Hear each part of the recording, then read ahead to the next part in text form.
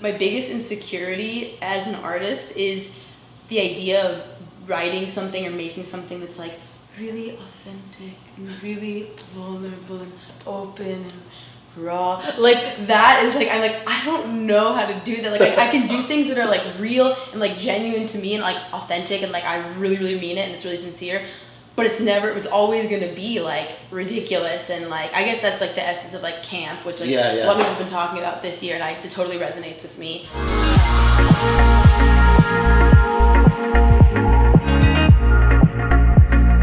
Hi, it's Jon ALi, and today we are on track with Dorian Electra. Hey, what's up, folks at home?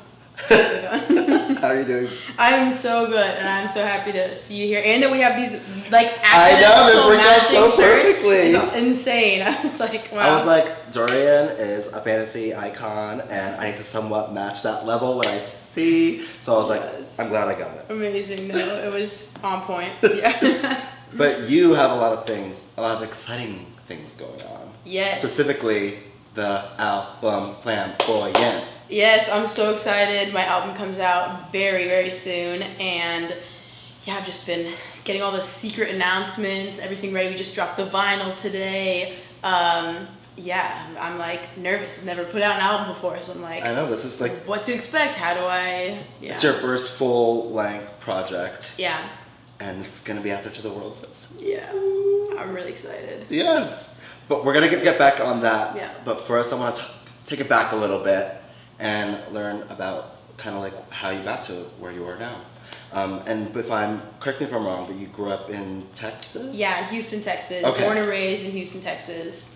Then I went to college in Chicago at Shimer College, and I studied the history of philosophy and science, but I was always doing like videos and music outside of that.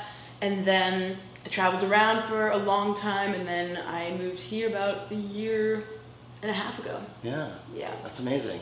Yeah. And growing up in Texas, how was that? Like, did you like it? I really liked it. I was like really lucky to have a really supportive family and kind of be in this way more liberal community, and my school was like really chill. And but I always knew, like, you know, that was not something to take for granted because of the state that I was in, and like we were always like embarrassed, like, you know, during like the George Bush era, it was like, he's an embarrassment to, you know, our state and whatever. And but yeah, I think it gave me a unique perspective on like things. Being from Texas, yeah. Yeah, and what about your parents? Like, what do they do? My dad is originally from LA and then moved to Texas, and then my mom is born and raised there. And my dad does like a bunch of different stuff that's not related to art, but also does rock cover band. He's a singer. He's not the best singer, but he's got really good dance moves and he's got the attitude, and that's really what matters. And then my mom is an artist and also used to be a singer, and they are divorced, but they're still good friends. Their names are Paul and Paula, which is like really funny to me. Yeah.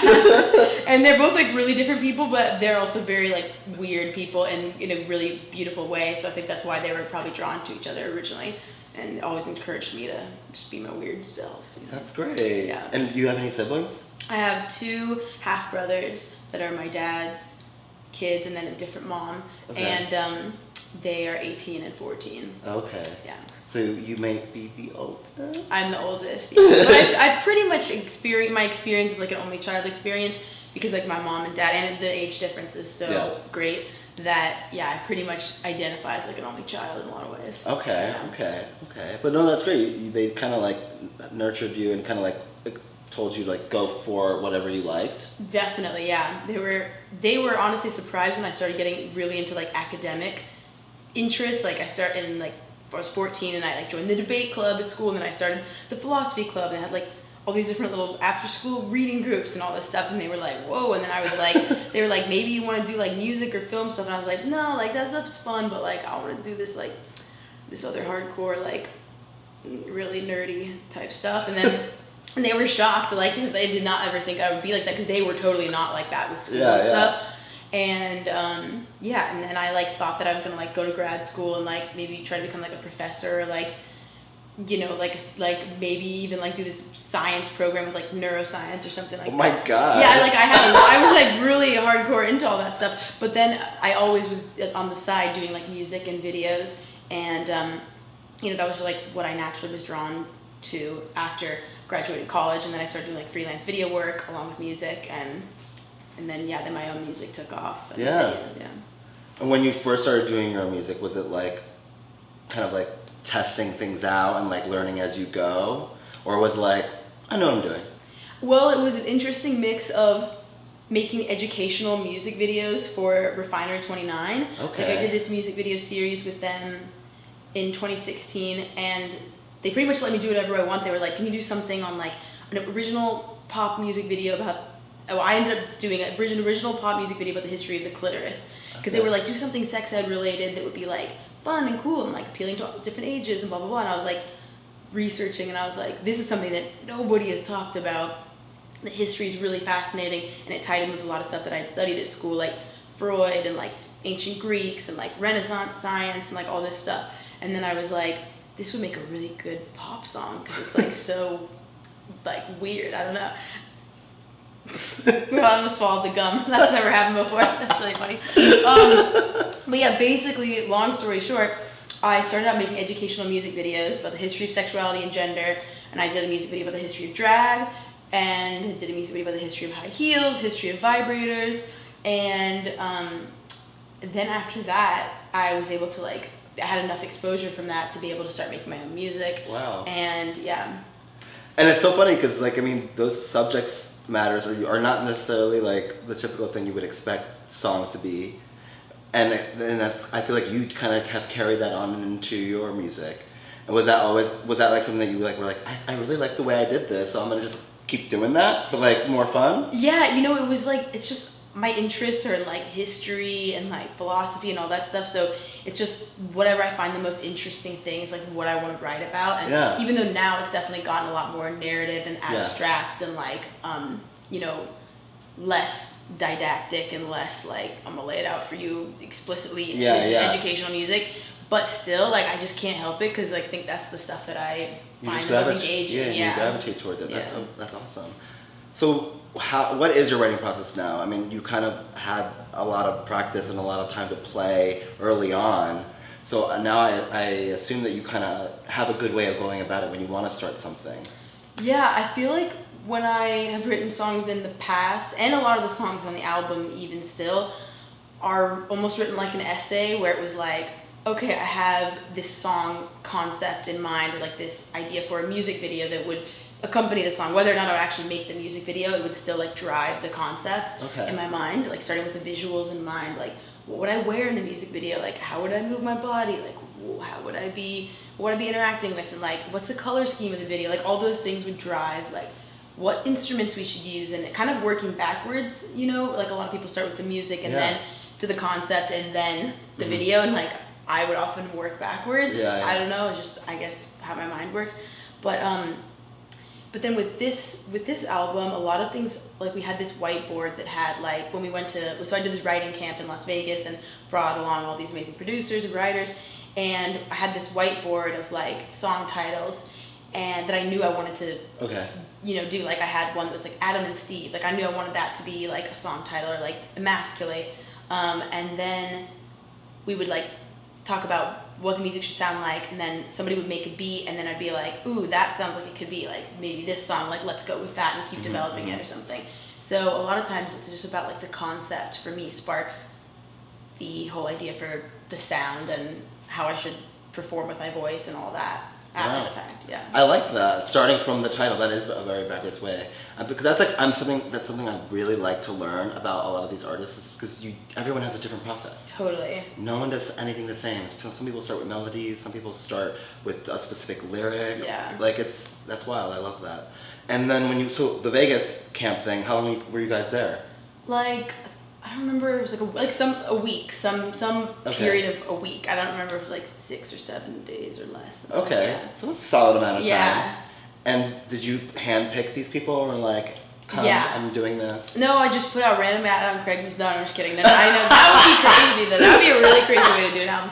No, but I had like, over the course of 2018, I had met Social Chair, Dylan Brady, Umru, Absurdist, and just really clicked with all of them. And I was really lucky because those were like pretty much like every person that I worked with in 2018, I like clicked with immediately, and was like, guys, like let's go to Vegas. And right now, you know, and a lot of the songs that like were the first songs that I had written with them independently made it onto the album. Like Flamboyant was like the first song that I'd ever done with Absurdist.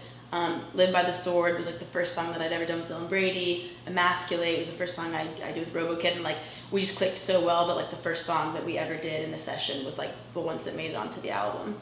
Yeah. Wow. I mean, that's impressive. I feel like you're somewhere for a week, and you're with these creative minds. You guys, you all have a purpose, and like you wanting to create something great and for you, and then you were just able to like do it. I mean, yeah, it was pretty crazy because I realize now, like, I was listening to some of the demos yesterday being like, well, this sounds nothing like what the album is, like what the kind of things we were playing with and experimenting with at the writing camp. Like, it really got narrowed down to a very specific vibe, and you know, a lot of that stuff is like sounds totally different, you know, but yeah, it was like I always like want to go back to that. That was like the most fun I've ever had making music. Like, I honestly can't wait to do that again. It was so amazing, so fun. Round two. Yeah, round two, baby. Well, let's talk about. So on round one, so far we've heard three or four of the songs on the album. 4 of the songs, yeah. 4. There's there's Career Boy, Man to Man, Flamboyant, and Daddy Like. That's right. Daddy Like is the most recent one. Yeah. So those 4 are out, and they all have visuals. That's the other thing I love about everything that you're doing, because the music is the first thing maybe people are hearing, but then the visual accompaniment is like on another level, where you're like bringing it to life in such a amazing and fantasy and like other level way that I don't even think people realize how much you're doing in a lot of these videos. I feel like Taylor Swift, like, she does a lot of Easter eggs, but you're like, you've got like fucking things exploding everywhere. You gotta keep them interested, you know? You gotta keep them engaged. Like, how does like a video process for you start? Like, for example, like Daddy Like, well, how did that start? You know, that was actually a really different one because I didn't have the video in mind when I started. It was like, that song came about, Dylan Brady, we were in Vegas, Dylan Brady just like played this beat that he'd been working on, and I was like, ooh, like Daddy Like that's really good. And then we were like, wait, that definitely should be the name of the song. And then I was just like, okay, like Daddy Lie, yeah. Like, I have the voice memos. I think I'll probably release those like at some point. It's so funny just to like hear like all of us like messing around and being like, oh, like what about this? But then that one was just like, okay, like, well, the lyrics are so ridiculous. Like, how do we illustrate this? And then Weston Allen, who's like my creative partner, and we work on all the videos and co-direct, and Weston edits all the videos. So we were just like, all right, like how can we kind of bring this to life and make this interesting? And then he had the idea for the like dying and then being brought back to life with like the money and the sugar babies and all of that. And but yeah, that one was like a different process. Like, I didn't have that video in mind as we were making the song. Yeah. Oh, wow. Yeah. And I mean, you're mostly independent, right? Or yeah, I'm a totally independent artist. That's the other thing too that I don't think people realize, because you are putting out videos that are like, they look luxe, they look like amazing. Thank you. And some of them like a lot better than what else some of these other artists are doing. You know what I mean? And you're doing it all by yourself. I think really, to me, the main thing is I'm so lucky to have like an amazing team of people. Mood Killer, Weston Allen, Speak Body, Lynn, who's like I've been working with on videos since like 2013, and same with Weston and Mood Killer. Like, we just have this really, and then Taylor Russ, who's like the cinematographer, like we just have this really tight-knit group who's like always down for the cause, so supportive and so amazing. And like, I couldn't do any of the stuff I do without them. Like, they're the ones that make it look expensive even when it's not at all. So yeah. That's incredible. That's incredible. And now, is there kind of visuals kind of in the can already for what is left on the album that you're going to be putting out? We're working on 2 more music videos right now, and then we have some other visuals that are going to accompany the album release, and yeah, lots of surprises cooking up. Okay. Yeah. Now, is there certain songs that like you really can't wait for people to hear on this album? Yeah, I'm really excited for people to hear Adam and Steve. That's like probably my favorite song on the album. Like musically, where it mixes like Baroque harpsichords and like heavy metal guitar, and then like these like futuristic metallic drums. That was like Umru, who's like very much that vibe, and Dylan Brady worked on it, and Absurdist produced the vocals, and then Social Chair mixed it. Like almost everybody on the album had something to do with that song. Wow. And it was also the very first song that we started writing at the album writing camp. Like we were in Vegas at the Airbnb like 1 hour, and then boom, like started like writing that song, which is pretty crazy. But yeah, that song is like probably the most emotional and like powerful and like vulnerable, but also like ridiculous and over the top. And, like also a joke, but like I feel like anything sincere that I do, it's also like this ridiculous over the top joke, but also is like very meaningful to me. Well, that's what I love about what you do, because you do kind of take, let's say, like serious topics that other people can be perceived as very serious to them, but then you like to take kind of like a kind of comic take on all those things. Is that like something you purposely do? Yeah, I feel like it's just kind of the way that I like see the world, like the way that I process those kind of issues personally myself, you know? Like my biggest insecurity as an artist is the idea of writing something or making something that's like really authentic and really vulnerable and open and raw. Like that is like, I'm like, I don't know how to do that. Like I can do things that are like real and like genuine to me and like authentic and like I really, really mean it and it's really sincere. But it's always going to be like ridiculous, and like I guess that's like the essence of like camp, which like a lot of people have been talking about this year, and it totally resonates with me. That like there's this like inherent like whimsical self-awareness to like anything that's like serious that I'm talking about, that is really serious, but also it's like I can't take myself that seriously, really. So I think my stuff will always be like that, and I used to feel really insecure about the fact that I was like, maybe I'm just like not mature enough as an artist because like I can't like just write my feelings, you know? But then I was like write a love song that's like really sincere. But I'm like, that's just not gonna be me. That's not like how I even, when I feel those emotions, I even feel like, oh, I'm being like ridiculous right now. Like I'd rather see that turned up to 11 extreme parody version of those emotions, and then that's like expressing that feels like more real to me somehow. I don't know. No, but it's a nice balance, because you are talking about important things like feminism and like gender and like sexuality and all these things that like, sure, you could put it on like a beautiful, heartfelt, vulnerable song and it had to be like a literal thing, but you're kind of like having people think about it a little bit more, which I think is better. Well, thank you. I mean, I feel like my goal too is like to entertain, you know? Yeah. Like that's my, like if someone walks away entertained, and even if they think I'm a total clown and like, or they're like homophobic or like transphobic or whatever, it's like, if they can still be entertained by something I'm doing, then maybe that will like help them in some way, open their mind to something. Think of it differently than maybe what you were thinking about it before. Yeah. No, that's amazing. We need more, I think, voices like that. And I think that's why I appreciate everything that you're doing, because it is a different perspective, and also like I feel like a very much needed perspective. It's kind of like, I feel like it's like a nice sigh, like, it's nice to see that. Like I'm enjoying watching it. It's colorful, it's great, it's vibrant, I'm having fun, and like also I want to dance to it. That's the goal. Yeah. You like to party too, though. Oh yeah. You're a partier. I do. I have fun, and I'm grateful that it's like my job now too. You know, that I get to do that for fun, which is like amazing. But yeah. And you've had like I feel like you know a lot of people who are doing things, wanting to change things up a bit, wanting to explore different things, are willing to put themselves out there and like fuck around with things, and you know, just like Charlie, and like how do those relationships kind of like start, or like was it just like natural, or like are you reaching out to them, or like... I don't know. Charlie is the best example that I can think of an ally who like brings queer voices together, gives them a spotlight, brings this community together, and I feel like there's this like amazing queer pop that's like has so much grown up around her recent projects that is really special and really cool. And then like to keep building out that community, like when we did after parties together, and then like I would curate local talent from like Atlanta and Minneapolis and like all these different places, and she was down and like, yeah, like let's bring in like, and have like drag queens from all over just like come up on the stage and like dance with her and party with her, and you know, it was just really cool to see like someone on that level be so chill and so humble and like so down to incorporate these local queer communities. And yeah, I feel like that's really important, and a lot of artists could really learn from that. You know? No, totally. Yeah. And then, so on Monday, I'm announcing that I'm going on tour also. Yes. The Flamboyant tour,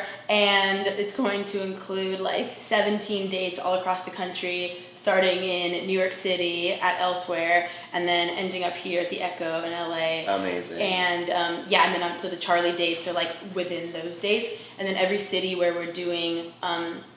Where I'm opening for Charlie, I'm also doing an after party with Mood Killer and getting a bunch of like amazing local artists to join us for that. That is amazing. Yeah. That's gonna be so much fun. I'm really, really excited. Yeah. So that's gonna be perfect because the album will be out, you'll be on the road and putting it out there. Are you like, when you're performing somewhere that you've never been before, and the audiences aren't like LA, it's not like New York. Yeah. Is there like a slight hesitation maybe, or are you ready just like, I'm gonna show them all that I've got? Yeah, I mean, basically like literally that. Like, I mean, that's kind of the most, I feel like, yeah, especially playing Pride shows recently, like last month, you know, sometimes you'll be in front of like a couple thousand people, but they're just standing there watching you, or like they don't know, they're just you know, there for the free, if sometimes a free event, like they're just there to see whatever. And it's like, I feel like those are the most important times as an artist and performer specifically, because you have to put your ego completely aside and you have to be like, how can I win these people over? And like, how can I communicate to them like who I am without them knowing anything about me? And I feel like it's so humbling, and it's so good for just thickening your skin, because a lot of times like I'll see artists walk off stage and they're like, that was like messed up, like nobody was even like going off, and I'm just like, you know, and it's like I felt that way too. I'm like, this audience was lame, you know, but it's like, no, it's like, I'm just so grateful. I just have to remind myself every time, I'm so grateful to be performing in front of anybody at all, that I get to do music as like my job and my career now, that I'm grateful to be performing to like an audience of 2 people,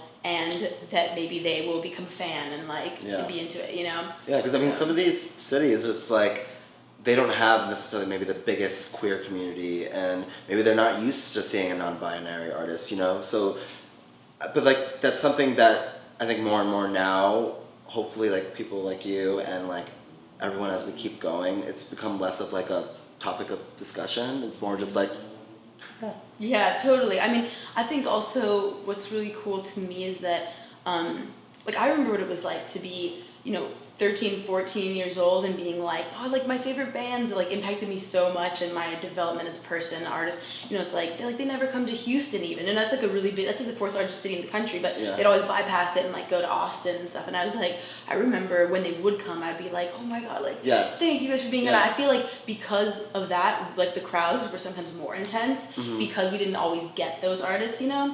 So I feel like I've had amazing experiences in like really small places where it'll be the smaller crowd, but like they're way more intense, and they're just so grateful, you know, that we're playing there and stuff.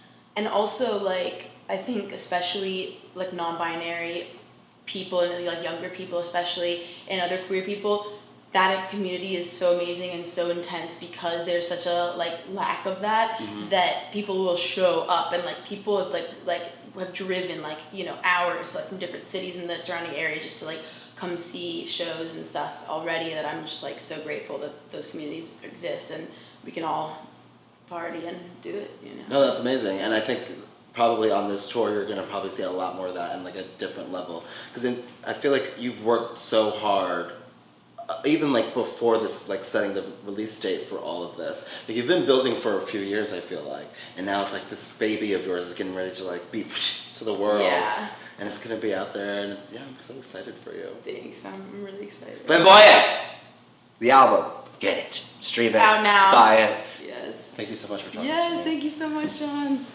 So much fun as always. Bye. I'm flamboyant, I go all the way. I'm flamboyant, I go all the way.